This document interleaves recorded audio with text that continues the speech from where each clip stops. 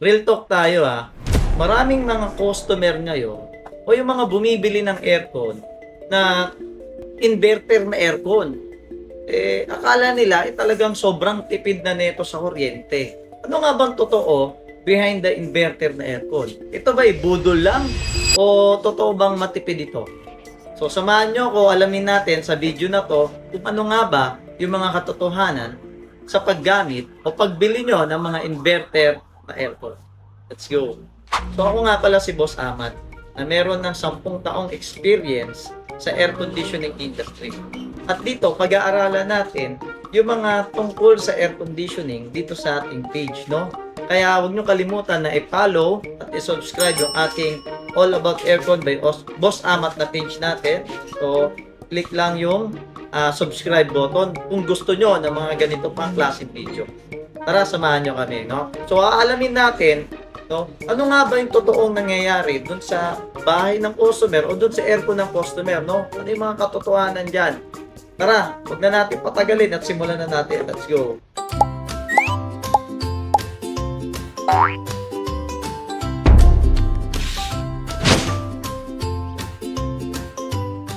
Una sa lahat, ano nga ba yung tinatawag na inverter? Akala kasi ng mga customer, o pag bumili ka ng aircon na inverter, akala nila, aba, sobrang tipid na neto sa kuryente. Aba, nagkakamali po kayo. Dahil ang inverter, ito ay nagko-control ng takbo ng ating compressor. Kung ito ba ay bibilis, o sakto lang, o babagal siya. Ang tawag nga namin sa compressor ng inverter ay variable ang speed niya. So, kinokontrol niya yung frequency ng compressor o yung ikot ng compressor depende sa demand ng area. Ito, bibigyan ko kayo ng simple analogy pagka mga non-inverter naman yung aircon. Parang motor lang yan, no? Pagka bukas mo ng motor siklo, no? Naka-full throttle ka kagad. Tapos, biglang mag-off. Tapos, maya-maya, kung kailangan mo na naman ng demand o uminit, i-on mo uli. So, sa isang pagbukas mo ng air conditioning, no? Pag non-inverter, ang nabili kasi nating aircon, ang malakas mo sa kuryente dyan, is yung pagbukas, pag-on at pag-off ng ating compressor ng paulit-ulit sa loob ng isang buong araw o yung gumagana siya. No? Kaya nga, sabi ko nga dun sa, sa analogy ko kanina, parang motorsiklo lang yon. So, ayun po yung malakas sa kanya sa gasolina, yung off, biglang on, off, and on, no? Ngayon naman, kung ihalin tulad naman natin dito sa inverter na aircon, so ito naman is kaya niyang kontrolin yung kanyang takbo ng compressor. Ibig sabihin, pagka-on ng ating aircon, no, from low speed to high speed siya. Pero depende yun sa demand. So, ibig sabihin, no, pag mainit ang kwarto, ang takbo ng ating compressor from low speed to high speed. Ngayon, pag yung kwarto na natin, ang tendency, medyo lumalamig na, ang mangyayari sa compressor, hindi siya mag-off, hindi siya mamamatay, kundi magme-maintain lang siya. Ang gagawin niya, from high speed, babagal naman yung compressor. At tapos, sa loob ng isang buong araw, ganun lang po yung ginagawa niya. Pag umiinit uli, bibilis uli yung takbo ng compressor, no? Pag lumalamig na uli, babagal uli siya. So, hindi siya nagpapatay-sindi tulad ng non-inverter na aircon. Sa inverter na aircon, variable speed nga siya, from low speed to high speed, pwede siyang pabago-bago. Kung i-analogy din natin, o ihalin tulad natin siya sa mga motorsiklo, pwede siyang mag-minor. Yung motor natin, nagme-minor. Pwedeng naka third gear, pwedeng naka second gear, pwede lang siya naka first gear. So, nagme-minor siya, depende sa kailangan mo. So, ganun din sa mga inverter na aircon. Bakit naman natin nasasabi na hindi natipid ang nabili mong inverter na aircon? No? Ito number 1 dyan. No? Ibig sabihin, ang number 1 reason kung bakit hindi natipid ang inverter na aircon mo, baka bumili ka ng inverter na aircon, mali naman yung size. Ibig sabihin, mali yung capacity na nirekomenda sa'yo nung technician. Basta ka na lang bumili, bumili ka ng 1 horsepower na aircon. Tapos, ang lalagyan mo, ang laki, isang buong sala pala. Hindi nga matipid yan. Masisira ka agad yan. una, masisira ka agad dyan, malakas sa kuryente, at hindi ka pa kumbinsido dun sa lamig, no? So, hindi lahat ng inverter matipid ka agad sa kuryente, ha? So, lalo na kung hindi match yung capacity ng aircon sa area. Kaya lagi nyo tatandaan, kung hindi nyo po kabisado, magpa-aircon survey po kayo. Yung actual aircon survey. Kasi marami tayong kinukonsider na factor dyan.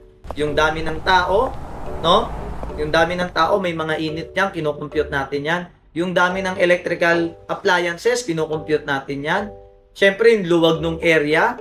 Kung ito pa ay high ceiling, kung ito pa ay merong continuous generating of heat, kung ito ba ay nakatapat sa sunlight, at marami pang ibang factors. So, yan po yung kinukompute ng mga aircon technician natin. Kaya, kailangan magpa-survey po tayo. So, yun na yung number 1 kung bakit hindi matipid yung inverter na aircon, dahil mali yung size ng aircon dun sa area. So, pwede undersize. Okay? Okay, number 2 naman, kung bakit hindi matipid ang inverter na aircon mo, baka maraming singaw yan. Ibig sabihin, maraming pinaglalabasan ng lamig. Okay, nag-inverter na aircon ka nga, pero lagi namang nakabukas yung pinto. Lagi naman nakabukas yung bintana. Huwag ka na magtataka.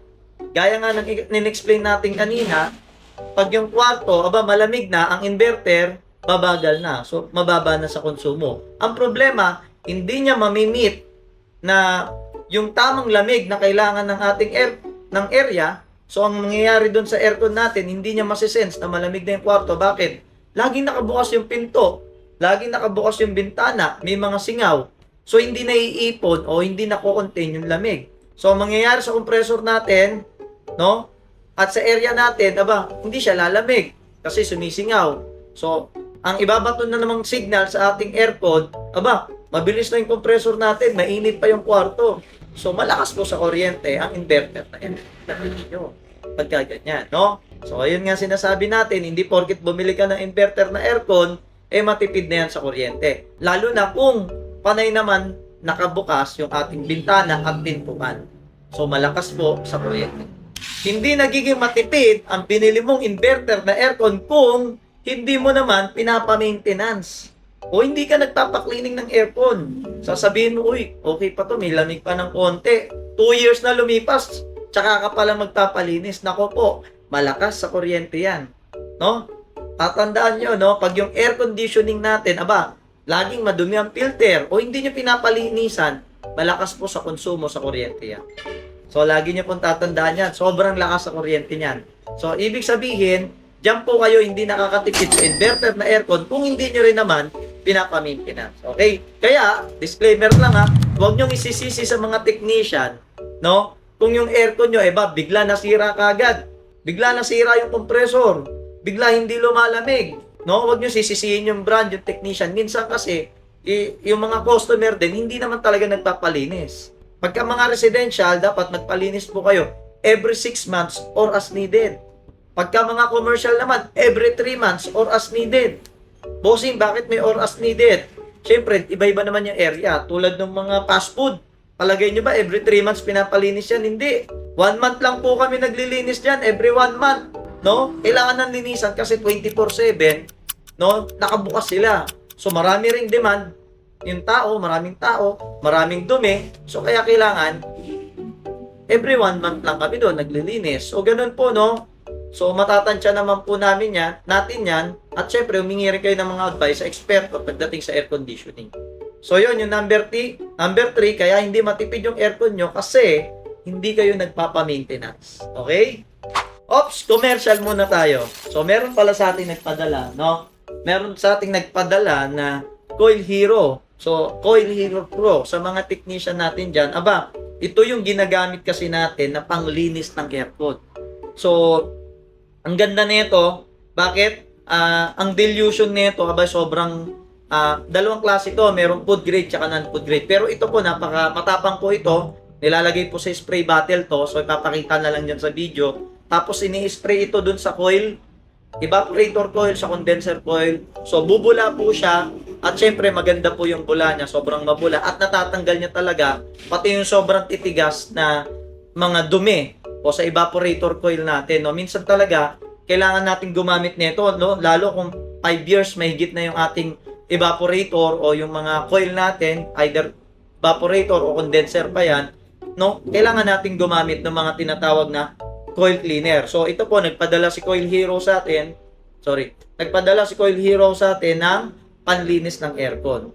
So madali lang naman to, ilalagay lang sa bote, tayo spray, bubula na siya. Antayin nyo ng 5 minutes, aangat na yung mga dumi, tapos babalnawan nyo lang. No, at ang maganda pa dito, hindi lang yan, no? Kasi ito, heavy duty cleaner for maximum cooling. So ibig sabihin, pang heavy duty to. Yung mga, hindi ito pang mga restaurant, kasi may mga ibang, may ginagamit talaga na iba doon.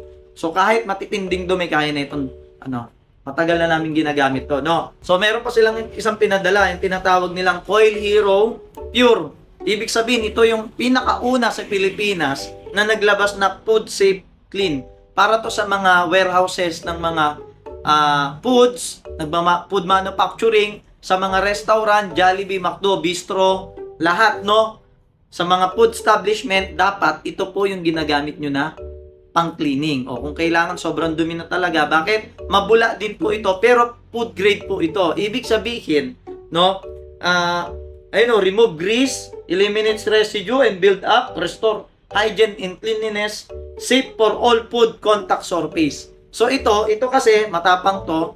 Actually, dapat hindi nyo ginagamit to sa mga food establishment kahit binabalnawan nyo pa siya. Kasi may mga amoy yan, kung lemon ba yan or either ano.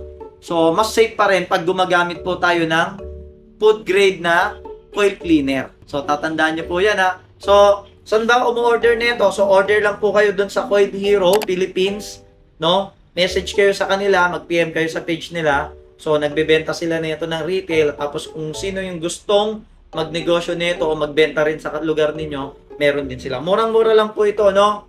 So, hindi ito yung mga binebenta sa Shopee, no?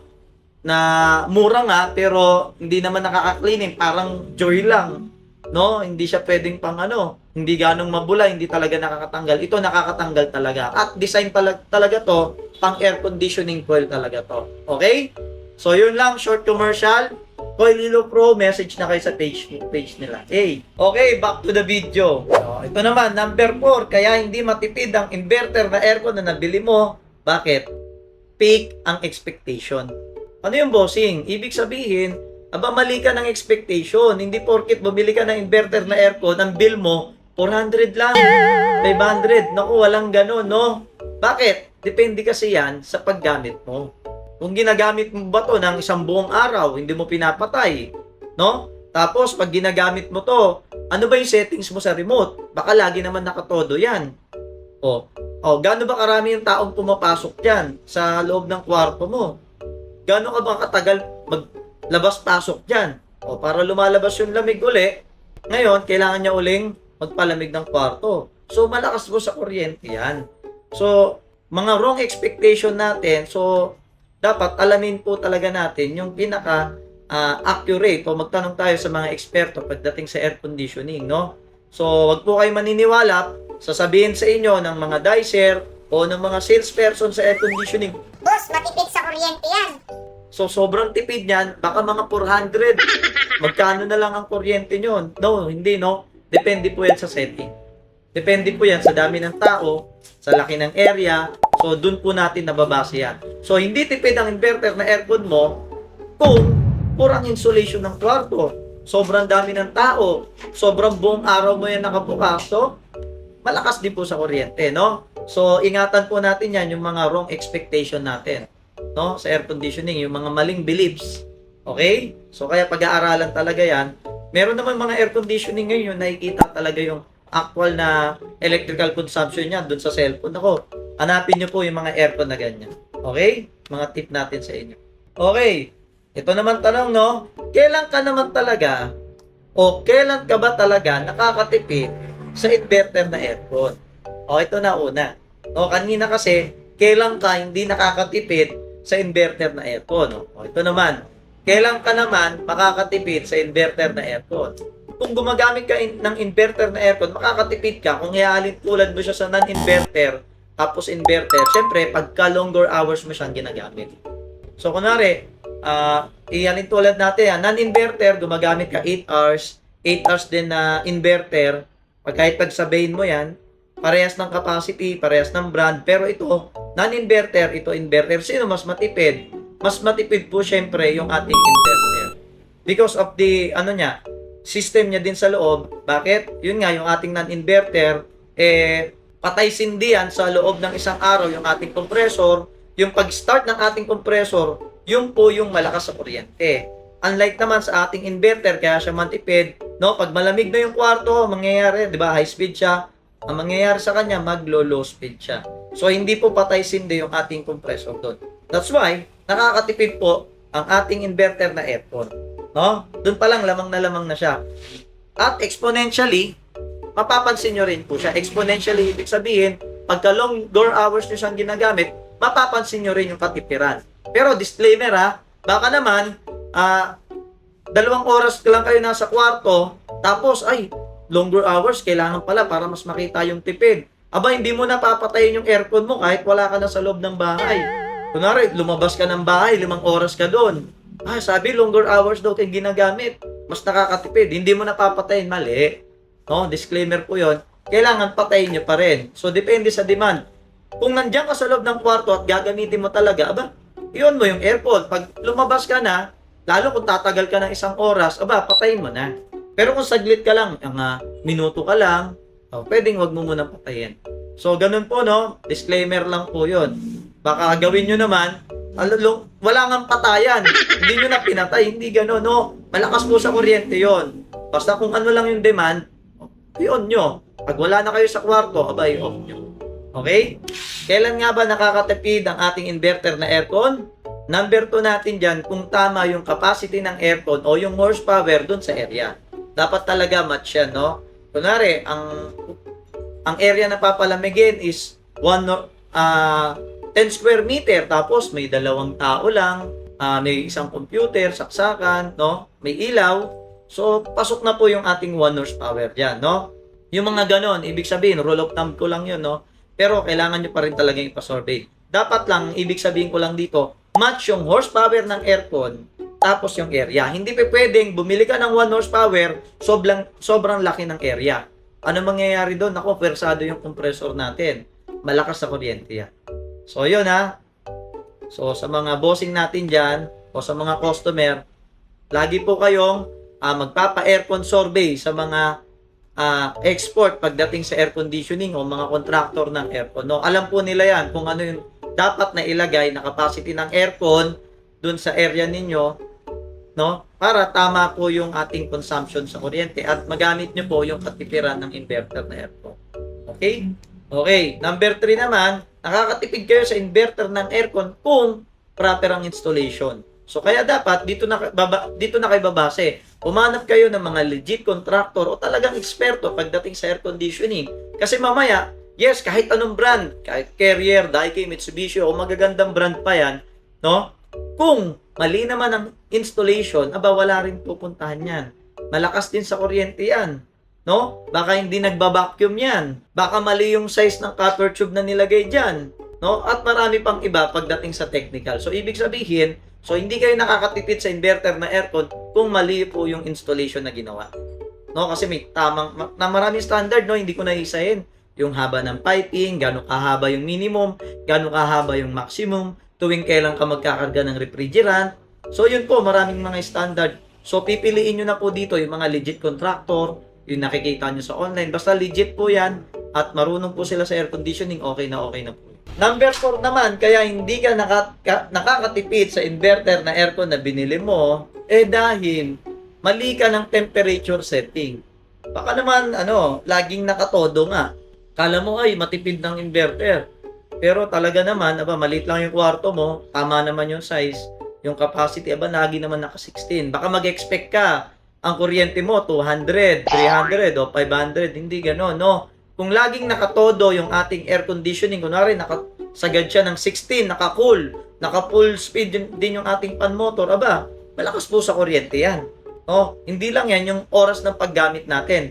Baka longer hours nyo siyang ginagamit, naka-16 siya, tapos 12 hours yung ginagamit sa buong araw, walang patayan, o 24 hours, malakas sa kuryente yan. Okay, so babantayan nyo rin po yan. Ideal settings lang po sa sa Pilipinas. Yung ideal, komportable tayo, no? 22 to 25 degrees Celsius remote settings natin. Okay? So, yun, mga advice natin sa mga kliyente natin dyan. So, hindi porket inverter, makakatipid ka na ha. So, dapat proper din po yung ating remote settings. Napaka-importante niyan.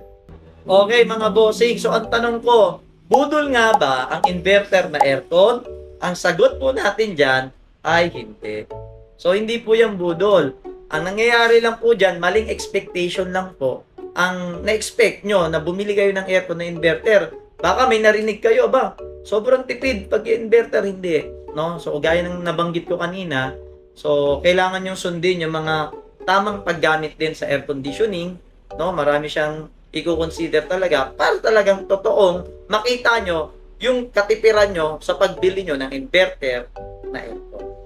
Ayun, so yung mga bossing natin, sana marami kayong natutunan dito sa video na to. Comment lang kayo kung ano yung gusto nyong next topic natin about sa troubleshooting, about sa air conditioning, all about air conditioning. Comment nyo lang kung may mga tanong tayo. Tapos sasagutin natin yan sa mga next video natin. So yun lang mga bossing, sana may natutunan kayo. Just follow, subscribe, and share lang to. And yun lang, thanks and God bless sa ating lahat. Palamigin natin ang buong Pilipinas.